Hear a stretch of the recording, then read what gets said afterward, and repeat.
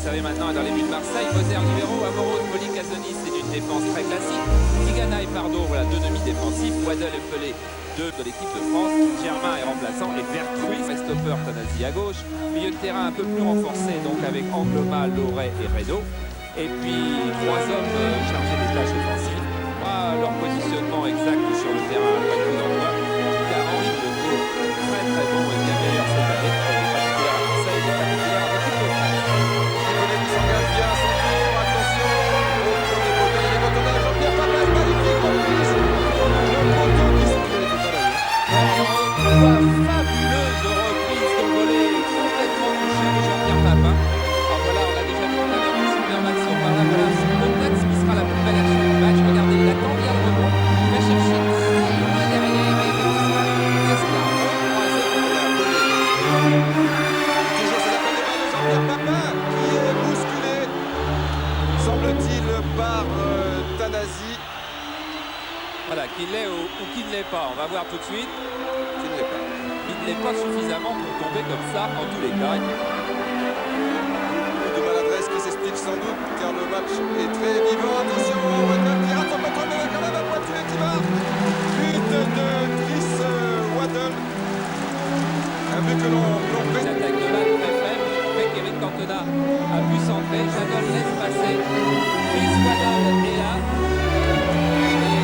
Et malgré le retour de Jocelyn Angloma, on voit le centre d'Eric Cantona. Jadol qui n'intervient pas. Angloma qui revient à toute allure. Je ne suis pas certain qu'il n'intervienne pas d'ailleurs sur cette action et qu'il n'effleure pas le ballon de Chris Waddle. En tout cas, Joël Batz est lobé. Charbonnier. Suzic qui avait un beau coup à jouer devant Moser qui commet une faute et qui marque contre son camp. Il l'a sur Marseille et sur Carlos Moser. Assez, Il n'est pas coutumier de le faire. oui, assez étonnant parce qu'il est vraiment d'un classicisme primaire parce que il contrôle très très bien, il est très facile, il n'est pas attaqué et il ne juge pas tout à fait que Pascal Olmeta s'est avancé vers lui. Et alors il dose mal sa passe du coup de pied qui est un peu trop forte et Pascal Olmeta qui était avancé vers lui, ce qui est tout à fait Poli, Waddle qui relance bien sur Papin, tir de Papin. C'est le petit filet qui a tremblé. Il était d'hors-jeu, Jean-Pierre Papin.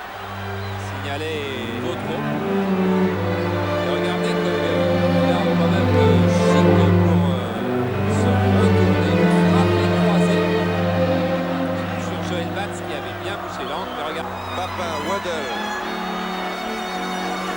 C'est Tidiana qui n'est pas très loin. Il peut profiter de sa présence. Oh, quelle erreur! Et but Eric Cantona. Mais quelle erreur de la défense centrale parisienne. Et quelle bonne anticipation de Cantona qui aurait pu arrêter sa course. remettre l'OM devant. Chris Waddle avec son crochet intérieur éternel qui lui permet de centrer. Et là, la défense centrale de PSG complètement statique et pourtant Gérard Bani qui aurait dit si elle avait répété toute la semaine, s'il y a bien un match, il ne faut pas être statique. C'est là. Mais c'est ça qui est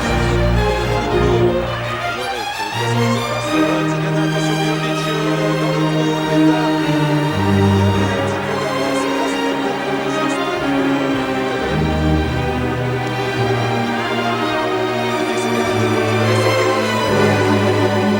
Mehdi Pelé, nouvelle parade de Joël Batz qui avait merveilleusement anticipé, bien monté, bien bouché en de tir.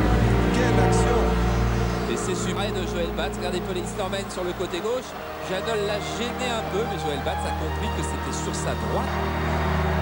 D'ailleurs, le voici quasiment en position de libéraux devant Bravo qui a pu dévier Olmeta devant Simba.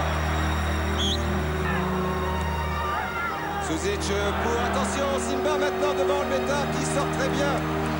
Déviation de Vujovic, tout est possible vraiment dans cette rencontre. C'est vrai que Olmeta n'est pas un gardien qui reste sur sa ligne.